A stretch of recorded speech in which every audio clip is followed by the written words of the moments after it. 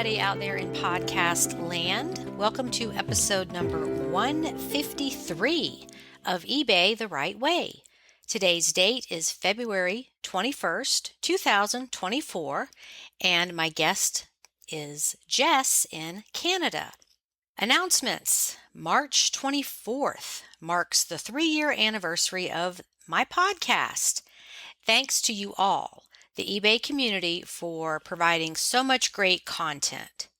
Let's do an anniversary episode with a montage of your stories.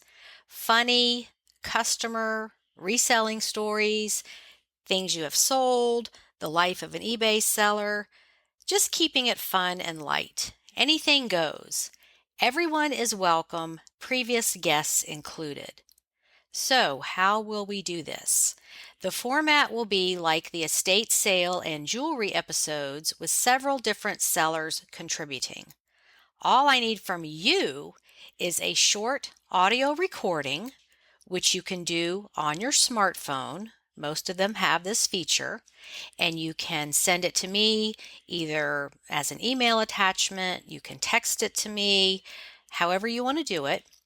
And my contact info is below the podcast. If you prefer to text, just send me a Facebook message or an email and I will provide the phone number. So reach out if you want to be part of this fun episode. And let's celebrate the eBay community. Okay, now for the conversation with Jess.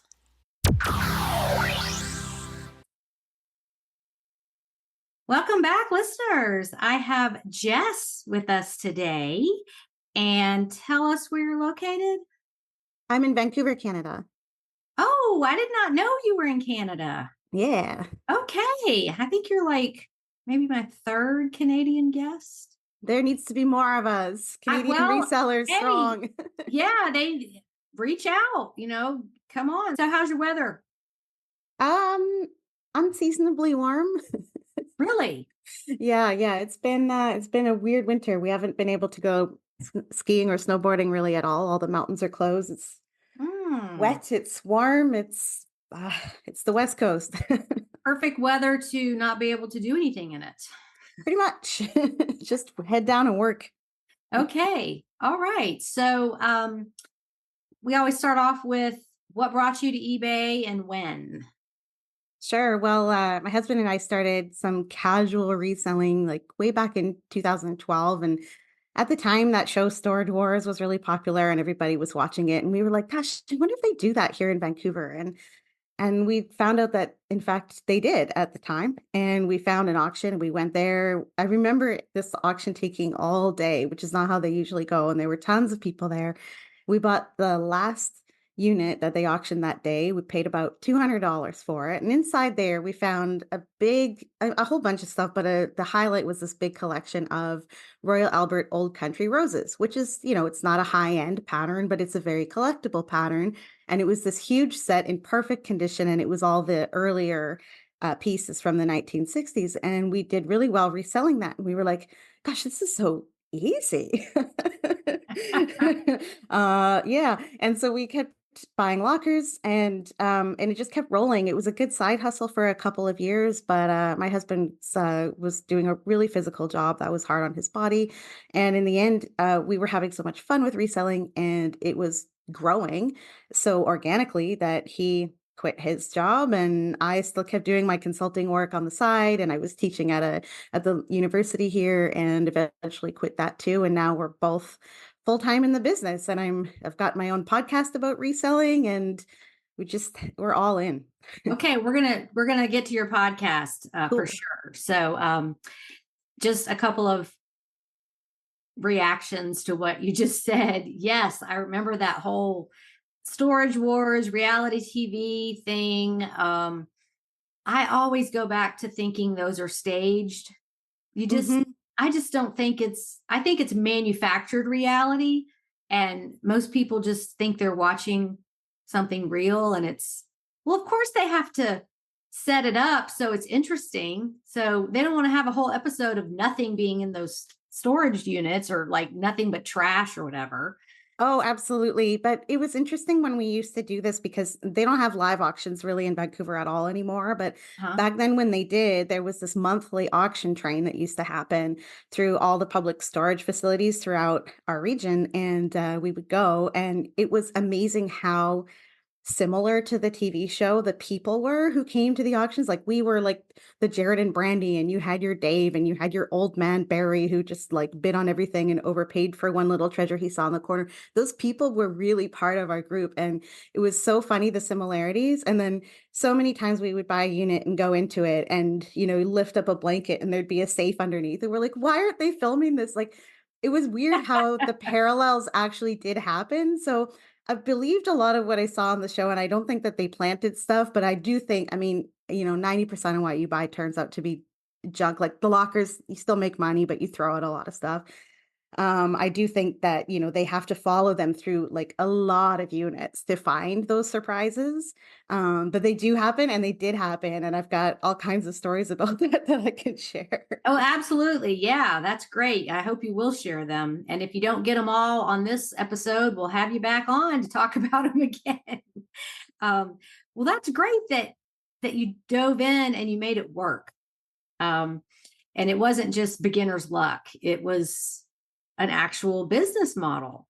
Yeah, So, it kind of just happened by accident, but I mean, like I have a business background. I've a few degrees. I've got an MBA, and I used to teach business, and I really enjoyed like taking those traditional business problems and economic problems and like figuring out how to apply them to reselling. Because most of us get into this pretty organically. Like we just find something, we flip it, and we're like, oh, cool, that's fun.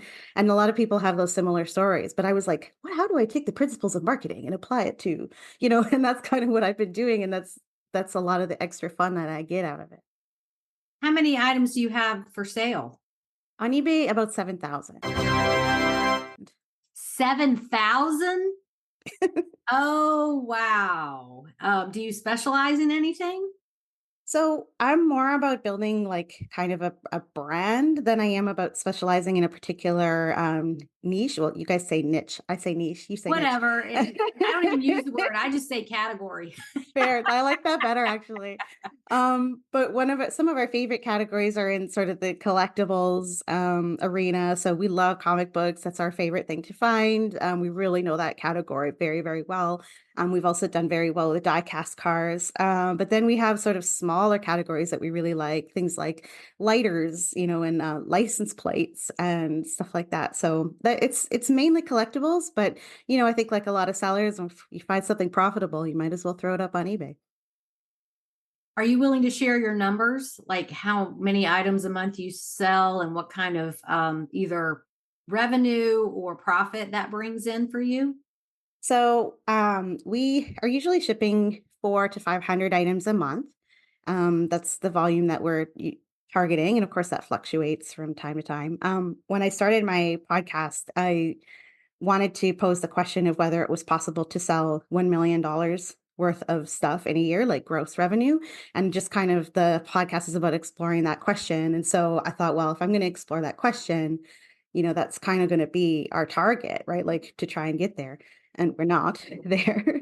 But it's definitely a solid full-time income for both of us. We're definitely as comfortable as we've ever been, and trying to grow that through smart sourcing. I really feel like sourcing the best items is the key to actually building up that multiple six-figure revenue to seven figures.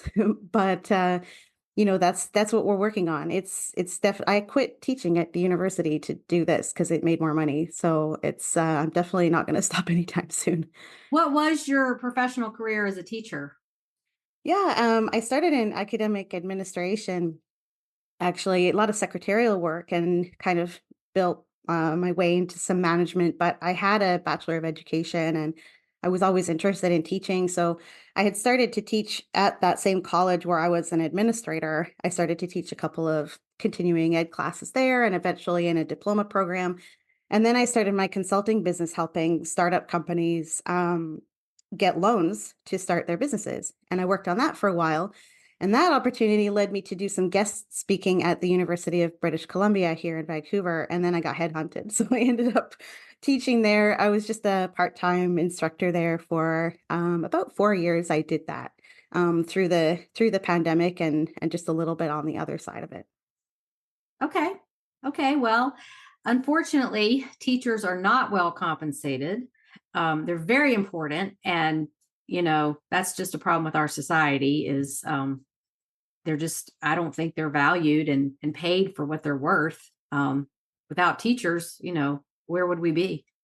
Yeah, oh, absolutely. And I had originally started as a high school teacher, and that was just financially kind of disastrous. And I think that's true almost anywhere you go in North America. The university here is pretty prestigious, and definitely the pay was more than fair, but it was still did not compare to what we were doing in our business. And every time I would go back to teach at the end of the semester, we'd be like, I think that cost us more revenue than I made. Right. Exactly. So it just Um, wasn't worth it in the end. So for the listeners, when I reach out to sellers to have them on the podcast, I just kind of say, "Hey, I'd love to have you on the podcast. How do you feel?" And probably 75% of the people say they don't want to do it. They just aren't comfortable speaking, or they don't think their business is good enough, big enough, whatever. And so you jumped right on it. And we did not discuss anything. I didn't look at your store because I like this to be organic. We're just two people talking. So, yeah, my reactions are real. So now I want to dive into this 7,000 item inventory and talk to you about how you store it, what your average day is like, since both of you are full time, because I didn't know any of that. And I think that makes for a better podcast when the host doesn't know everything. So, where do you want to start with all that? I guess I could do sort of a day in the life kind of walk through. I mean, we got into a warehouse a few years ago that's really close to where we live, and we were very fortunate to get into this space. It's about 2,000 square feet. And it's really not big enough for what we're doing, but we make it work just through efficient use of space. Our eBay store is mostly in the back, sort of the back half. And the front is for bringing, we have like the bay door, we're bringing in inventory, sorting it, cleaning, processing, photography. And then my little office area is out in the front where we do our shipping. Um, and so that's kind of how the space is set up. And a typical day for us would be, if it's a shipping day, which is 3 days a week, we're going down, pulling all of our orders, getting all the packages made and getting the labels out. Then I'll usually hit photography for a couple of hours. Then we go drop off the packages, and then I'll go home and work on, if it's not listing, then it's going to be administrative stuff or recording a podcast episode or something like that. And then if we have staff, which we do have, like staff who come in, especially when we have a lot of inventory, we have a lot of photography that needs to be done. We bring people in for those projects so we can get more photos done. And then I have two people who do listing for me that work remotely. So items that are a little bit more repetitive, or like, if I have a whole project that's just books or something like that, I just set up a process, assign them a task, and then they list all of that stuff for me. So that's how we're able to grow and maintain that many listings. There's no way that the two of us could do it just ourselves. So having that help is like really critical to the scale that we've reached. How long did it take you to get to 7,000 items from ground zero? I remember that we hit 4,000 in 2020. So it's been a bit of a slow trajectory from there. I mean, of course, it's because we just keep selling stuff, so that's not a bad problem to have. But we didn't actually get going on eBay probably, I want to say, until about 4 years into our reselling. We were doing everything locally, and we started eBay like around 2016, I would say, 2017 maybe. And yeah, we just started with like 8 to 10 items, but our account was old. We had a legacy account, so we didn't have any selling limits, which I know new sellers have now. Mhm. So we started with no limits, and that was really great. So we were able to just list as much as we wanted immediately. Yeah, so I mean, that's a long time. That's like 7, 8 years of selling on eBay, getting up to 7,000 listings. I'd like to be at 10, but if I keep selling stuff and can't get to 10, that's definitely not a bad problem. As long as the money is working for you, the number of items really isn't that important. I mean, it is something tangible you can count and work towards, definitely. Um, and the fact that you have all that space. And I like that you have your eBay world set up in that warehouse so that you can get away from it. Oh Um, goodness, yes, I couldn't imagine. Yeah, when we started, we were doing everything out of our house and then the garage behind our house, and we were just like, okay, this is not gonna work. We have to get a separate space. yeah, I like that. It's from a cost benefit analysis, doing it out of your home is great because you're not paying extra rent on a storage unit or a warehouse. But when you get to the size you are, um, that can definitely take over everything. Inventory creep is a real problem. It's Huge, like and it doesn't matter that what room. scale you're at either. It's like you can just have like your bedroom closet and you'll burst out of it, and then or you have a warehouse like we do and you burst out of it. Like it's just that's just how this industry works. It's just like a flood. It just keeps overflowing, like the Titanic. It overflows into the next bulkhead and the next and the next, and pretty soon you have it in every room and running out of space. And um, yeah, I can for a life work balance perspective. I think when you get to that size, it is wise to have a separate location, but you're doing everything. You're cleaning, photographing, shipping, everything from there. So it's just like, quote, a real job where you leave No, don't say home that. and go to your office and do your stuff, and then you can come home and you're probably on your phone or a laptop, checking stuff all evening, but at least you don't have it in your face all day.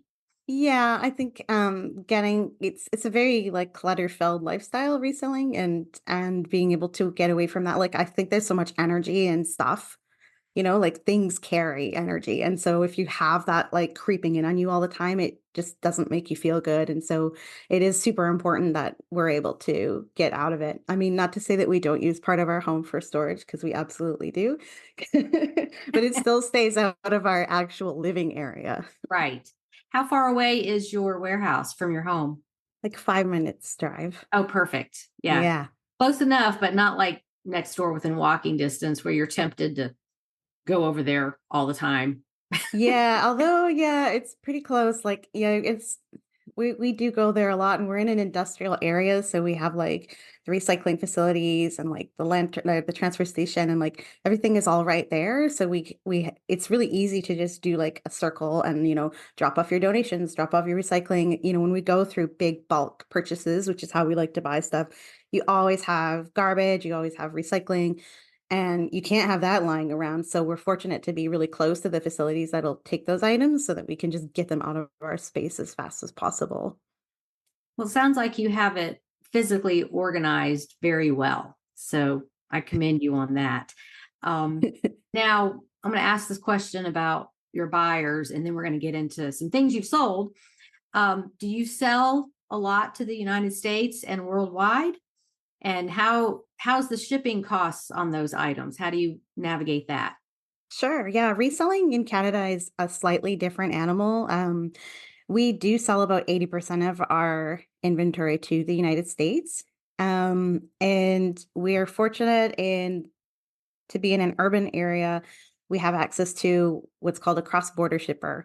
So this is essentially a broker, and a broker is going to give us access to USPS rates, plus they add their little margin on top so that they make money. And we're able to ship to the US for a fairly competitive price. It's still not as cheap as we could if we were actually in the United States, but it's close and it gives us the opportunity to be competitive with American sellers. This is a big problem for Canadians. A lot of Canadian resellers try to work out of rural areas where they don't have access to these brokerage services, and the shipping costs for them are very expensive. Canada Post is one of the most expensive carriers in the world.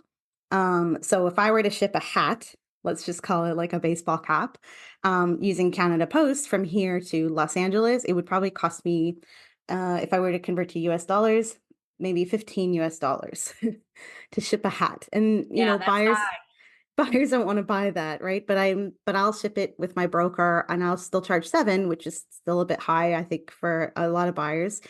But if they really want that hat, 7 on top of maybe an American would charge $3 or $4, it's not that big of a leap. So we're still able to do it. Now, there's been some developments in Canadian reselling, and there's a few other services that are now being offered that people in rural areas can access that are still, that helps them with the shipping costs. But it's definitely a challenge. And everywhere you live in Canada, the services are a little bit different.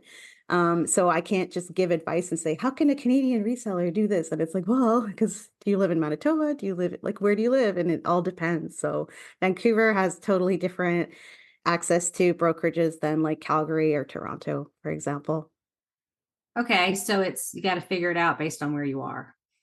Yeah, you do. And it's really it's not that easy. Plus we've discovered that like we can list on ebay.ca, the Canadian version, but to make all your money you got to list on .com. As soon as you list on .com, like you get more visibility on your items and the pricing makes sense to American buyers and you sell more stuff, but then you can't set up calculated shipping because you're in Canada and you're listing on a US website, so it just gets so complicated. Well, it sounds like you've got it figured out. And I remember Sherry in Nova Scotia talking about this is why she sells more expensive, higher end items, is because the shipping isn't really going to matter if it's collectible, if it's rare, if it's truly limited in number. That collector or person is going to pay what it takes to get that item. Not that she's Absolutely. overcharging, but she's shipping out of Canada, so it's complicated as far as what to charge for shipping, and it's going to be more if it's Yeah. going anywhere. Yeah, no, it is. And especially out in, yeah, Nova Scotia. I don't think Halifax has a cross-border broker. They might have one now, but yeah, it's definitely a challenge. But that point is absolutely true. If the item is unique and the buyer wants it badly enough, they are willing to pay the shipping. And so that's just something like I think like mentally just Canadian sellers need to get over, like charge what you have to charge. And yeah, like she did, it sounds like she found success through selling things that were at a higher average price, and that's a formula that's probably going to work. Yeah, and it goes back to that saying, an item is worth what someone will pay for it. One person will say, "Oh, how could you pay $300 for a stuffed animal?" And the other person that had that as a child is like, "Oh my gosh, there it is. I'm getting it." Yes. Yeah. That's what's so fun about what we do. Like just getting Yeah. like those treasures out of like, like we get stuff that's literally going in the trash and then like it's not just about getting the money for it, but then that person's like so happy to get it. And it's like, like 5 minutes later that would have been in the landfill and that person would have never been happy. Right. Yeah. And I don't know if you heard, I'm getting ready to move, hopefully for the last time.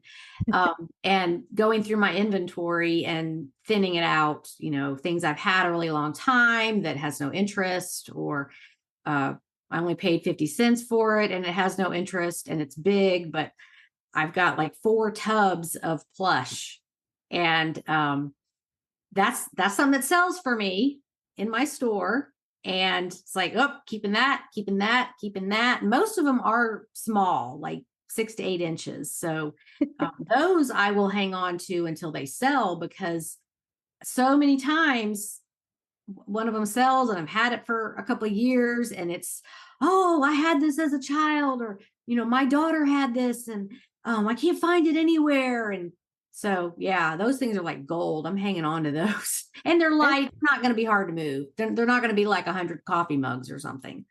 Plush So, is like a surprising category. I actually sold a plush this morning it was like a Vancouver 2010 Olympics like set of plush mascots. And I'm like, oh, there it goes. Like it always kind of surprises me. And plush, like you can squish it. Like you yeah, can you squish can it put them in down. It doesn't space take bags and suck that air out, and it's easy to store and lightweight to move if you have to. I may use the throw it over the balcony method.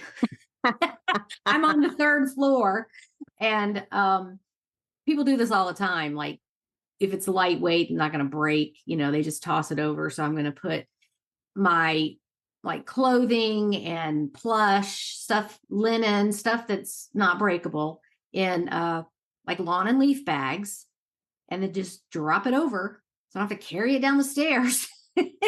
efficiency. I like that. And it's like, I was talking to my neighbor across the hall and I'm like, we need like a pulley system, or and an elevator would have been nice, but we need a pulley system or something for taking things up and down so we don't have to carry them.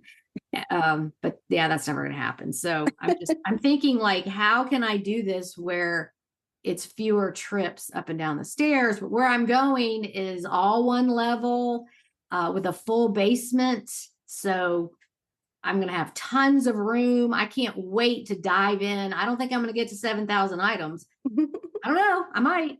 Because I'll have somebody helping me that's interested in the business. So, two people can do a lot more work, but I'm excited about having more space and not having all these stairs because Oh yeah. I'll see those small TVs with the built-in VCR player that they use for gaming and stuff. I see those all the time, but I don't get them because, all right, I'm going to have to bring that all the way up the stairs, store it, and then when it sells, bring it back down. And Yeah. I have been avoiding a lot of items for the past few years as an apartment dweller. And I always get on a high floor because there's nobody above you and it's cheaper. So, because nobody wants the top floors. But anyway, yeah, so I think you're going to be my role model for building that business big again, because I'm very excited about finding more stuff that I've been avoiding because of where I live. So that is a great segue into, let's talk about some things that you've sold or some of those storage unit stories you've got. Oh gosh, where do I even start? Okay, well, I did tease a storage unit story, so I'll give a way back story. So this was when this was an auction that almost nobody came to, and I don't know why. But this day there was not very many people at the auction, and we won a unit. It was a fairly large unit, 200 and something dollars, I think. And it wasn't full, but it had like 3 rows that were kind of piled up from front to back of this unit. And, like usually when you get a unit, you kind of can sort of put together the story of the person who had it, like just through their stuff. You kind of learn something about them. This one was so weird. It had everything from like Arc'teryx, like ski gear to like weird old toys to like it had some like bags and purses that were mostly counterfeit, but then some of them weren't. And then it had this like couple boxes of like antiques. And usually you pull out an antique, you're like, oh, this looks super old. And it turns out to be a copy. I mean, like 90% of the time, that's what happens. But there was this box, it was like an old wooden milk box. And then there were like 2 or 3 statues inside. We still have 2 of them, which are really unusual, and we have to figure them out one day. It's been 10 years. We'll do it sometime. Anyway, That's on your later day list. And oh man, yeah, there's yeah. there's always those things where like we'll get to later, and you're like, it's been a decade. Anyway, um, we pulled out this one statue, and it was Tinkerbell. Okay, so we're like, this is cool, and it was porcelain, and we're like, this is really interesting. We turned it over. It had a maker's mark on the bottom.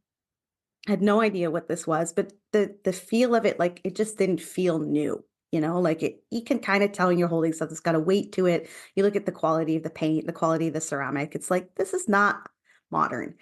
So I started doing some research and I found it's by a maker called Lenchi. Now, Lenchi, as I learned, was really popular for making like puppets and stuff, sort of in the, I don't know, I want to say like the 1940s, 30s to 50s kind of.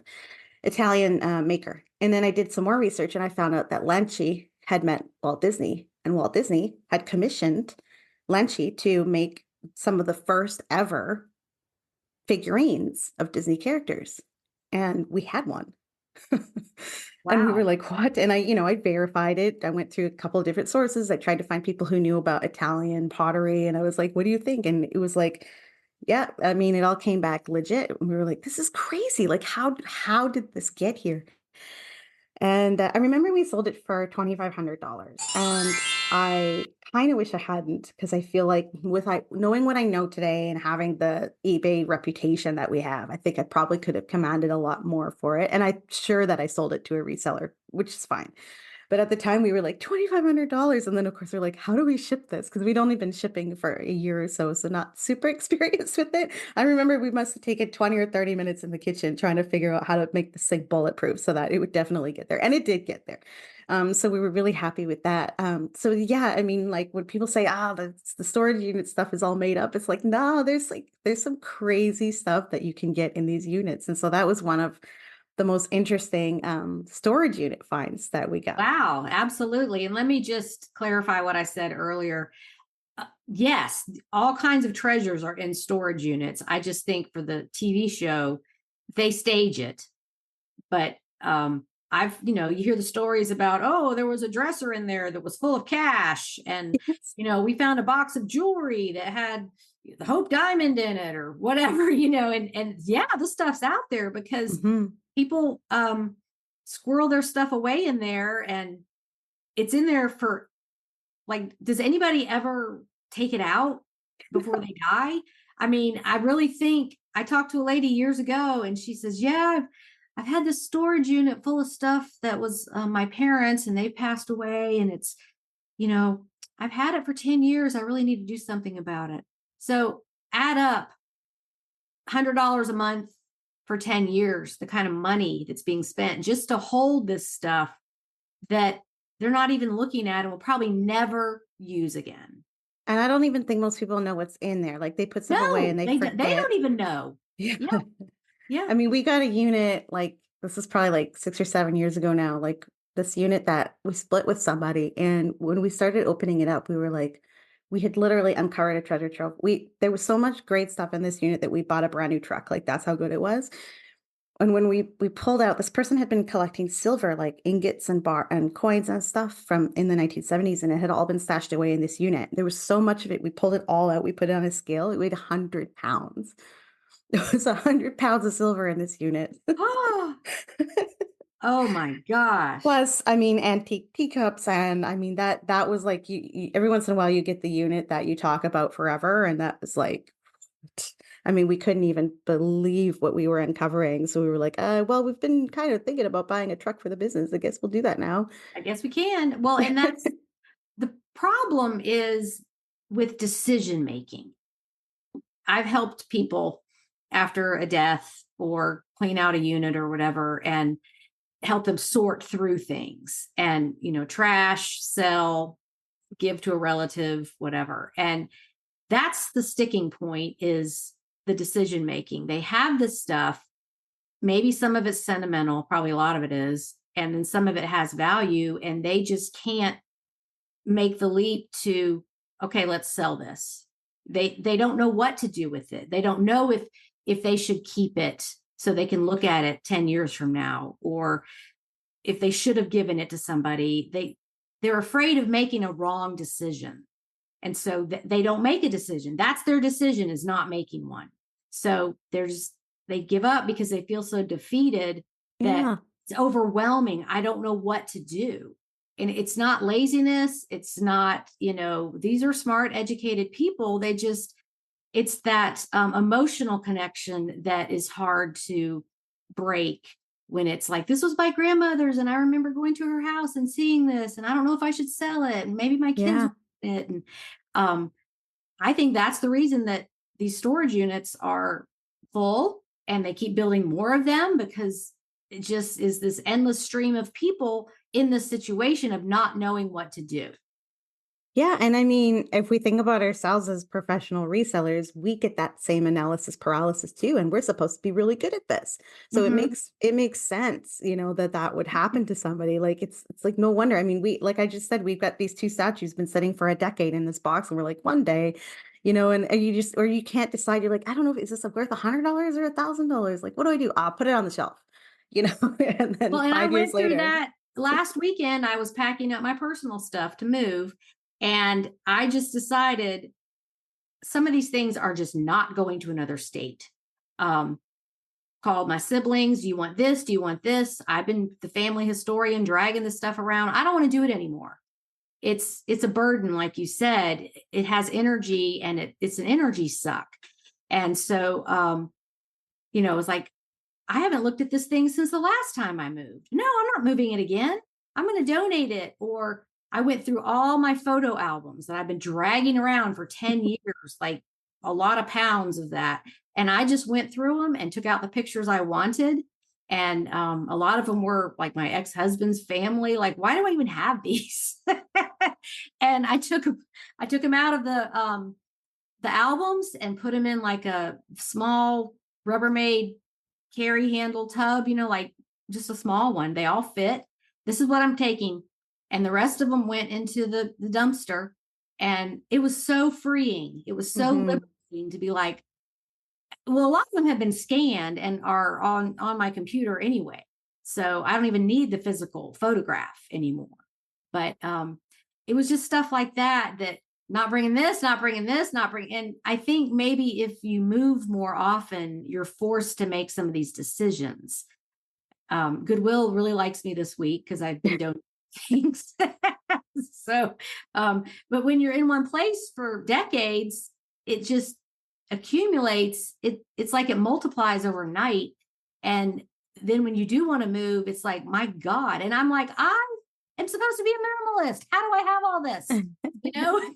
So, Yeah, I feel that. I mean, I moved a lot when I was a kid, lots and lots. So we're always purging. And like by the time I moved out into my own place when I was like 21, like I didn't have anything. And I had to get it all again because like all that moving, I ended up with like nothing. So I've always had like this weird relationship with stuff where like I didn't have a lot and I didn't felt like I need a lot. And now I have like more stuff than I've ever had, but I don't really want it. It's all for sale. right. Yeah. It's like a minimalist, yet a reseller. It's like Yeah. two worlds colliding.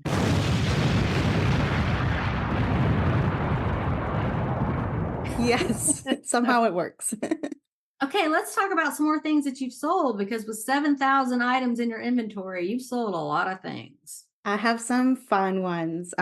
So last summer, so one of the things we love to do with sourcing, we love to source in the US. So we love to go on road trips and hit estate sales. It's just a whole different animal. And we were down in Southern California. We were outside San Bernardino and we went to an estate sale on the last day. It was a 4-day sale and we were there on the last day.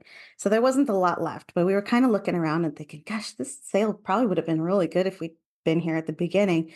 Oh, well, we'll see what we can find. So I remember we spent $20 in total. We bought about 5 things. And one of the things, actually had 2 great scores from that. And I never talk about the second one because the first one was so good, but the second one was actually really good too. Anyway, I got this piece of cast iron, just like a hunk of cast iron, had a plate on it plaque. I could tell it was really old, but I didn't know what it was. But I'm like, for $2, I can't say no to this. It's like cool steampunk thing. Like someone will give me 40 or $50 for it. Like it's awesome. So I took it and I started to do some research and I realized it was the base of one of the original payphones. And it didn't have the phone part, like the earpiece, just the base and a 5-cent slot. And I started doing research and I found all of them had 25-cent slots and mine had a 5-cent slot. So I'm like, this must be really early. And I looked in there, cleaned it up. I found a patent date on it of 1898. I'm like, this is cool. I'm going to put it up for auction. So put it up for auction on eBay and we were eating dinner as the auction was ending and the auction ended at $665.55.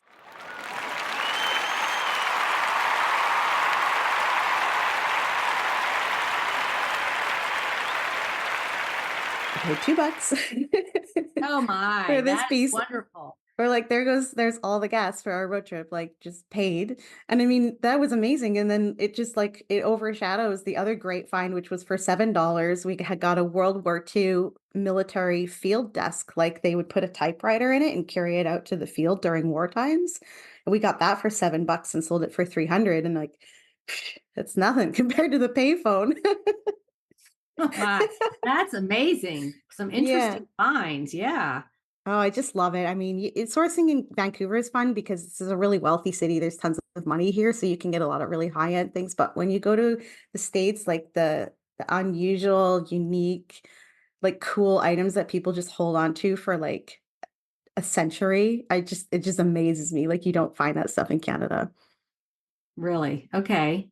And I mean, that happens. People are in the same home for decades and decades. And sometimes a family member will just take it over and they'll just move in. And they don't clean it out. Nope. So stuff just, yeah, there's a bunch of stuff in the attic. I'll go look at it one day, or they don't pay attention to it. So eventually, at some point, it's going to come out of there. Yep. And Yeah. hopefully I'm there to get it. I know, and that's where we come in. Mhm. I don't want to say we're vultures,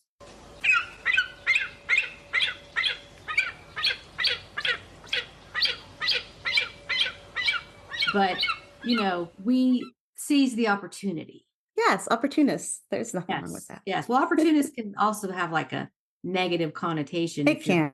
if you're doing shady things, but But we're for me, it's about respecting the items and keeping them out of landfill. And Mhm. at the time at which the family pulls all that stuff out of the closet it's been in for years and years, that if they don't know what it is or what to do with it, it's eventually going to get trashed unless someone like us comes along and finds that perfect buyer, like we were just talking about. And Mhm. so for me, I feel like we're like doing a service. It's like almost an environmental service, you know? Absolutely. Yeah, I love the recycling aspect because I don't even want to think about how many items went to landfills that collectors or just regular people who are nostalgic about those items that they want. It's just, it would be mind blowing to know that Oh, fact, how many things went to a landfill or are gone forever. I don't even wanna know. I mean, I know. I have a beautiful gold jewelry collection that mostly came from the trash. I call it my garbage gold. And don't you feel garbage gold? And don't you feel like you're kind of like beating the system or getting away with something when you do that? I found this in the trash and it's an amazing item and I'm keeping it. It Good for just upsets me that there's so much waste like you. that, Mhm. and I mean, I think there's enough one of the reasons I love supporting other resellers through my podcast is just because, like, there's enough stuff in this world for all of us to thrive. Like, Mhm. there's just so much, right? We just gotta figure out how to get it. And you're young. What year were you born? 79, not that Okay. young. Well, I mean, but you're not like a senior citizen that is valuing all this old stuff. I mean, you see it now. You see the opportunities. You see how the cycle works. And I love that you care about recycling because frankly, I'm a little worried about what the world's going to be like in 20 years with all this trash and plastic and you know how it's affecting the environment. And there's enough of us resellers to make a difference. We I agree. recycle packaging materials. I do. I never buy anything. And, Never. we're saving things from the landfill and supporting thrift stores and, all the places we get stuff. So maybe we can make a difference. I know a lot of resellers like that recycling aspect of it. So, okay, what else you got on your list? Oh gosh. Okay, cool. Okay, so I have a story that, well, it's only partially a sales story because we still have some of the items.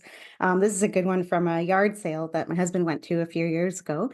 And this family, for whatever reason, this is rare, but this family was no early birds and they were really strict about it. They said you'll let you in as an early bird if you pay $20. And nobody wanted to pay the $20, so they all stayed outside. And my husband was like, $20, that's not much of a risk. I'm going in. He gives them the $20. I mean, he came out there with a truck full of amazing, like, vintage Dungeons and Dragons stuff, but the highlight was the guy says, "Oh yeah, I've got, some hockey cards if you want to take a look." And usually hockey cards are like, blah, whatever. They're all from the 80s and 90s and nobody cares. This was the entire set of OPG from Wayne Gretzky's rookie year. And there was not one Gretzky card, not two Gretzky rookie cards, but three Wayne Gretzky rookie cards in this box, in addition to the entire set of cards from that year. And the OPG Canada produced Wayne Gretzky rookie is that's the holy grail of hockey cards. And boom, three of them. I walked in with three of them that day. And I mean, he paid, I think, $150 for that entire box. Graded, those cards, one of them was quite low grade, two of them are very, very high grade. So just depending what they ever come back as, they can be worth between 10,000 and 150,000, depending on what the grade comes back Oh as, if we get gosh. them officially graded and authenticated, which we haven't done. But one of them we did sell, so off it went. So it's still a selling story, and we sold So all the what did you Dungeons& and get for Dragons that stuff too. one? Um, that one was really, really thrashed, so I think a few hundred. Okay. Well, Yeah. at least it paid for the all the other cards that Mhm. you get to them. That's just gravy. Yeah, and, I mean, I have another story. Recently, one of the things we like to do, there's, like, a nice, preserved, like, forest near us, and we like to go for walks there, but when we go, we always take our truck, and I check, like, Craigslist or Facebook to see if anyone's giving away something for free that we could maybe pick up on the way to, like, pay for gas. So I find this guy has got giving away 2 storage chests, like old, toy chests. I'm like, "Those are cool, like, why don't we go get those? They're free. It's on the way." So I message the guy, he calls me back, we show up, we're like, "What's going on here?" And he's like they're like, "Yeah, our parents passed and we're just getting rid of everything in the house." And we're like everything in the house?" And they said, "Yeah, everything." My husband spots a license plate sticking out of a box. He says, "So that old license plate, you don't want that?" They're like, "No, and there's 2 more boxes of them in the garage if you want those." So he's like, "Okay." So he brings them out, and then the guy called us back a week later with 2 more boxes. So we ended up with over 200 of these vintage license plates, and they went all the way back to 1914, I think was the earliest one in there. And that's a small collectibles category that not a lot of people know, but they can be super lucrative. And the best one we got in there, we sold for, I think, 460, 460 US, and we just sold one last week for 360 US. They're all worth between 20 and, like upwards of 20 bucks each. And we had over 200 of them. So it was a crazy score. Like just So the absolutely. ones that sold, what states were they from? Do you remember? So there's lots of BC ones because that's where we're living. But Oh, okay. Up there there where you were, are. yeah, like we're actually mostly British Columbia, Alberta, but like, which is actually great because, Canada with 10% of the population has 10% of the motor vehicles, has 10% so people who collect license plates want the Canada ones. Because they're harder to find. So that's why we did really well with them. But there was a New York, I think a New York 1914. I can't remember if we sold it or not. But yeah, like they went way back. California ones do really well. People Mhm. like certain ones. And yeah, it's amazing. Probably added up maybe $6,000 to $8,000 worth of inventory. And we're like, "Oh, we're eBay sellers. Like this is all going online." And they're like, "Yeah, it's fine. They don't care. They're gonna get $7 million for that house when they sell it." Yeah. So take They it. just So want it we out of there. And yeah, I've so been that person that has moved and is like, I know I can sell some of this, but I don't have time. Like this move came up really fast. And so like I don't have time or I don't have the bandwidth in my brain to do this. And if you're if you're moving suddenly with job transfer or going to be a caregiver for someone in another state or something like that where you've got to make some quick decisions and mhm. get on the road and get there. So that happens. And we all see things at estate sales, thrift stores, and we're like, why was this donated? Why is this for sale? This is a great item. And, if you knew the backstory, you'd understand. Yep. It's not like, oh, that person's stupid and they just threw it away. Sometimes they don't have a choice. It's just, 100%. yeah. I have another fun one from the trash. Okay. So sometimes we get like junk guys who come and they're like on their way to the dump, but they have like some stuff and they wonder if we want it. So this guy came and he's like, "Oh, I got some comic books. He knows we like those." So we looked at them and they were junk, which like usually comic books are usually they're junk, right? Like most comics aren't worth anything. But they were like Archies and stuff, like 70s. They're not worth that much. We are like, we can sell these in lots. We gave him a small amount of money for those and a few other things. And we're like, okay, let's quickly sort these out so that they're not like taking up space. So we start sorting them out. We're flipping through, it's like Archie, Archie, Archie, Archie, whatever, like lots of 20, lots of 30, whatever. And then out from the middle of the pile falls Incredible Hulk 181. And if you know comic books, you know that this is the first appearance of Wolverine in any comic book. And it is it's so hard to find this book. Was printed in the 1970s. It's a holy grail. It's extremely difficult. And we could not understand why this Marvel title was like fell out of the middle of a bunch of Archies. It was just like one of those moments that they would have on the show where they would put this amazing thing in the middle of a bunch of trash. It literally happened. And we're just like dancing around our shop like how? Because that book in the condition it's in, maybe in today's market would fetch about $4,000. So we just, like, couldn't even believe it, like, Mhm. how, out of this pile of junk, so that one's not a sales story because we still have it. Because like, Okay. there's certain things that we hang on to kind of if we feel like if it's small, doesn't take up space, and we think the value is gonna go up, we'll hang on to it, and I'm Right. sure that it will, because that one was on its way to the garbage, which means more of them are every single day on their way to the That's right. You like, how garbage. many more of these were thrown away? And so I'm holding on to this. Now, how do you have it priced? I that one I is not for sale at the moment. Okay. I just kind of base pricing on there's different ways, different websites that kind of give you an idea of like sold history for like over a period of time that can give you an idea of the market value. During the pandemic, comic values were extremely inflated. Everything was going way higher than market, and now things have fallen back down. So we're kind of just like waiting for that to turn around again. And in the meantime, we sell all of our so-so comics because we have quite a large collection, and we have maybe I want to say I want to say 700 or 800 listings of comic books on eBay. It's about 10% of our store. Oh, great. Okay. Now, Yeah. do you have, or your husband have specialized knowledge in that area? We built it over time. It's like everything, it just takes so long to learn. We still don't know everything there is to know about comic books, especially modern ones. But it was actually a storage locker find that got us into comics. I think there were 8 or 9 boxes in this unit that we had bought, and we were like, what is the deal with comic books? We don't really get it.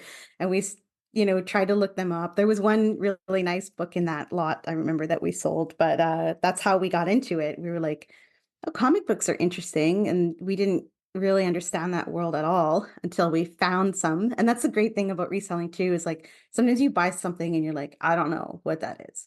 And over time, you become really knowledgeable in a particular category, and you can leverage that knowledge to make tons more money. And if we hadn't found those comic books that day, I mean, who knows, we might have never gotten into that category. That's great. But I wanted to save the last few minutes for you to talk about your podcast. And you said a Thank you. YouTube channel too?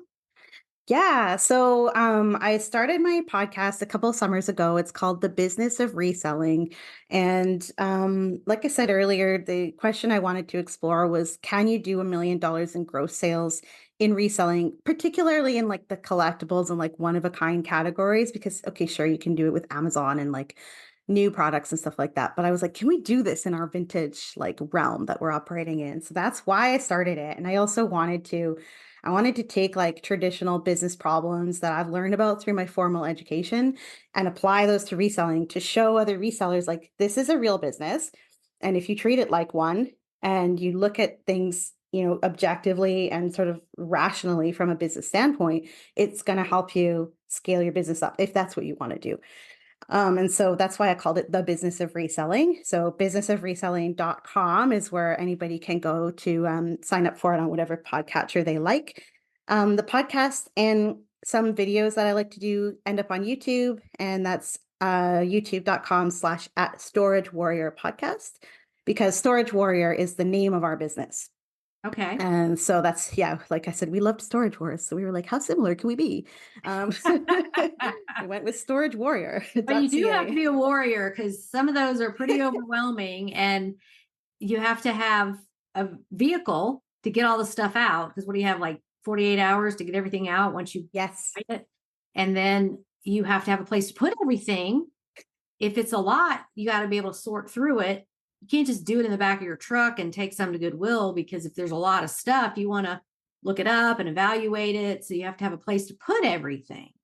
So, Yes, and we have literally lived up to our name. Like last year we found an online auction. It was actually on Vancouver Island. So you got to take a ferry to get there. The ferry takes 90 minutes.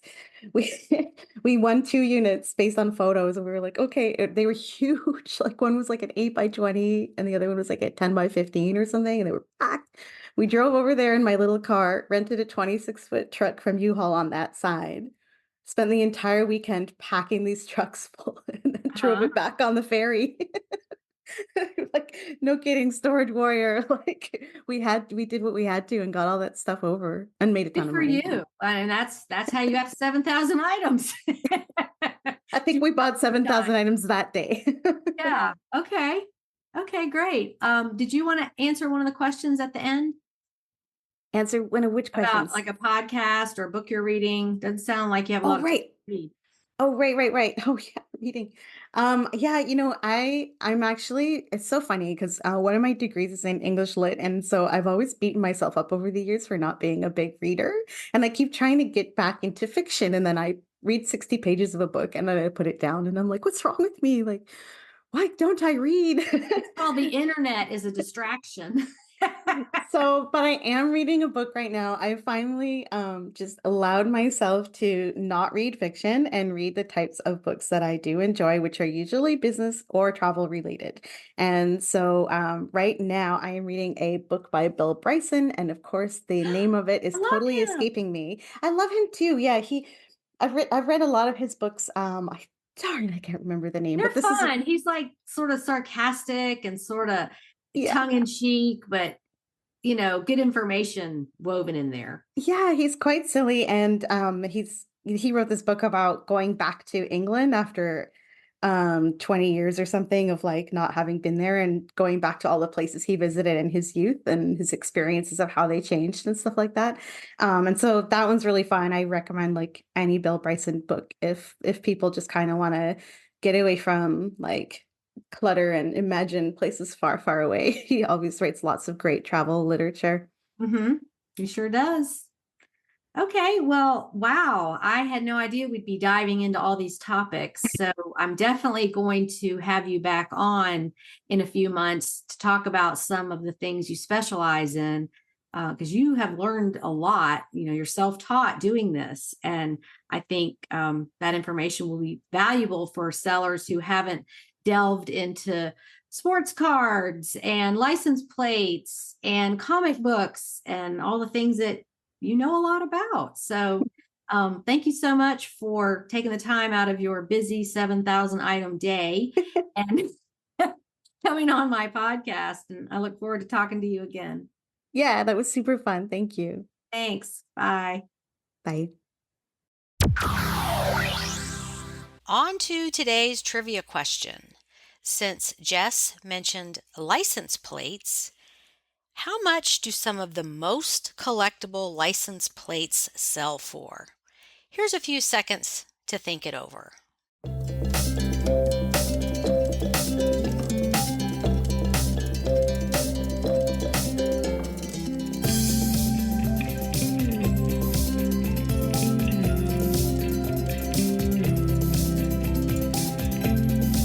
Okay, here are a few sold listings on Terapeak just so you will know what's possible. A vintage 1926 Hawaii license plate in good condition sold for $3,305 on auction. A set of Ohio antique vintage 1908 porcelain license plates sold for $2,900 on auction. Another Ohio license plate from 1908 sold for $2,400 on auction. A vintage 1970s Hawaii license plate sold for $2,000. That was a fixed price listing. And a vintage 1976 Hawaii license plate sold for $2,000 also. So there's just something to think about. If you've not considered looking for and selling license plates, they're flat, easy to ship, don't take up much room, and they're highly collectible, so the perfect item. Okay, next week my guest is Maggie, who is known on the Facebook group as the Resale Rebel. Unfortunately, she came down with COVID and we had to reschedule our recording session until she was feeling better. Maggie specializes in vintage clothing and has some really useful information for anyone who wants to learn more about that category. She sells other items as well. Thank you again, listeners, for spending the last hour with us. I appreciate all of you. Make it a great week on eBay. Bye for now.